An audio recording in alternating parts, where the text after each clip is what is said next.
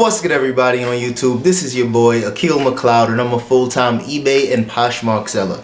And in today's video, I want to share my failed PoshMark buying experience and just also throw in some helpful hints and tips for you guys that are new to selling on the PoshMark app, just so that you can be successful on the app and just make better sales. So if you're interested in these kind of videos, definitely smash that like button and subscribe to the channel for more videos. So let's get into it. So to start things off, just a little disclaimer: I usually don't purchase anything online unless it's like shipping supplies or just something that I really need.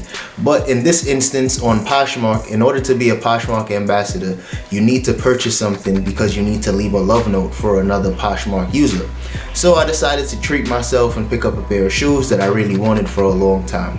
And keep in mind, these shoes aren't anything that special. They retail for about $200. Right now in stores they're selling for about $150, and I was able to pick them up for way below retail because they were used on PoshMark.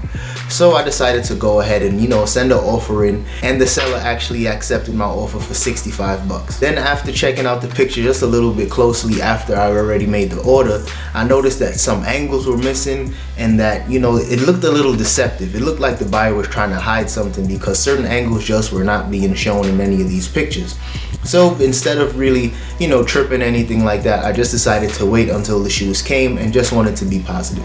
Unfortunately, I ordered the shoes on a Thursday and it didn't get here until 1 week later. So that's probably my first tip that I have for you guys in order to make a successful sale on PoshMark. Because most people think once you make a sale on PoshMark, you just have to ship it out the best that you can and just, get rid of it. But you always got to put yourself in the buyer's shoes and just make it a better experience overall. So when it comes to making your first sale on PoshMark, I'm not saying to include ribbons and stickers and tissue paper and make it all pretty. I'm not saying you have to do the most, but just try to make a really good presentation. Make sure that the item is clean. If you can, double box it, especially if it's a pair of shoes, and just overall ship it out on time, because you don't want your seller to wait 3 to 4 days afterwards after they already made the purchase. Usually when it comes to PoshMark sales, it takes 2 to 3 days, so you don't want to wait an extra 2 to 3 days to ship it out and then make the buyer wait like I had to wait a whole 7 days before they got their order.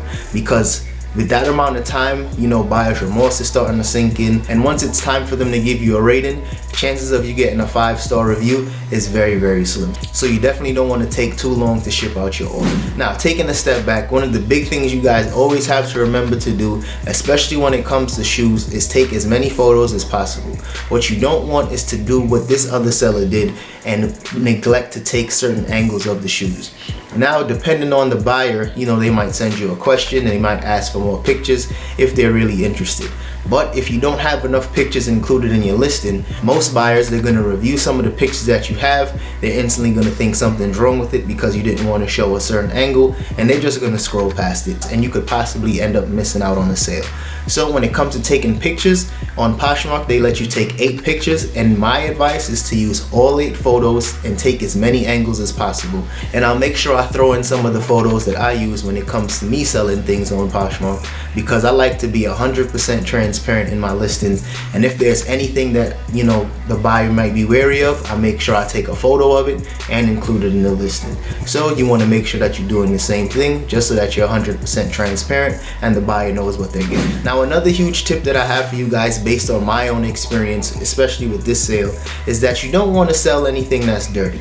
You want to make sure that if you can clean the shoes, you definitely want to clean them, and you don't want to leave any stains or any damages on the shoes that you can possibly get rid of. You don't want to make it a burden for the actual buyer. So if you can clean them, make sure you do. That way you can demand a little more money, and it's just less of a headache for the buyer. So if you guys are interested in knowing how to clean shoes, I made a video on how to do that, so I dropped it in the description and in the cards. Another huge tip that I have for new PoshMark sellers is to always answer questions as soon as possible. Now, I'm not saying that you got to be glued to your phone and checking every comment or anything like that every 5 seconds. You don't want to be a slave to the phone. But anytime you do get a question or a comment about a certain item, whether it's for measurements or just for more pictures, you definitely want to get back to the buyer as soon as possible, mainly because you don't want to end up losing the sale. And since there's so many items on PoshMark and online as a whole, if somebody's interested in that item, chances are if you don't get back to them within the first, I want to say, within 20 minutes to even an hour, if you don't get back to them, chances are they're gonna lose interest and you might have ended up losing out on the sale. So if anybody asks for any extra measurements or any extra pictures, get back to them as soon as possible. Because honestly, that's something that I should have done before I ordered these shoes, and it would have saved me a lot of time and I wouldn't have to worry about going through this return. Now, another big tip that I got for you guys in terms of this sale is that you don't want to say your price is firm in your description unless your price is really firm. Now, as you know, on PoshMark, anybody can send you an offer.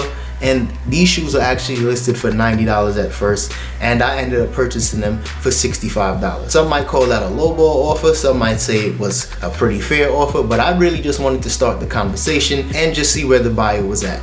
And clearly they were trying to get rid of these shoes, so they accepted my offer for $65. Now, why I'm telling you guys to not say your price is firm in your description is because that could deter a lot of buyers, and some people might not even want to worry about sending you an offer, especially if they're really interested in it, but just not at your price. So unless you're really firm and you're really not trying to take anything less for that item, don't say that your price is firm, because you might deter a lot of buyers and end up holding on to that item for a lot longer than you need to. Last but certainly not least, I just want to stress it again if you guys didn't catch it the first time. When it comes to shipping out your orders, definitely try to make it as presentable as possible. Now, if that means that you have to go onto USPS.com and order some free shipping supplies, or maybe run to the post office and get some extra boxes, whatever you need to do to make sure that your item arrives to the customer as clean and as presentable as possible, go ahead and do that so that you can secure a positive review when it comes to completing the sale. Because what you don't want, especially on PoshMark, is to have a whole bunch of negative comments on your listings, and people see that and then they don't trust you when it comes time for them to make a purchase. Now, that's something that I should have done. I probably should have checked this person's feedback. I should have ran through some of their old stuff just to see, you know, how they interact with other customers. But I was excited to pick up the shoes, so I didn't do my due diligence. But definitely, guys, if you want to start selling on PoshMark, use it as the social media that it is, and definitely engage with the seller beforehand if you have any questions, or if you're a little wary about purchasing anything online, because in this instance, this was definitely a buyer that was trying to be a little deceptive, and I probably should have caught on to it. But like I said, we all make mistakes, and this was definitely my mistake.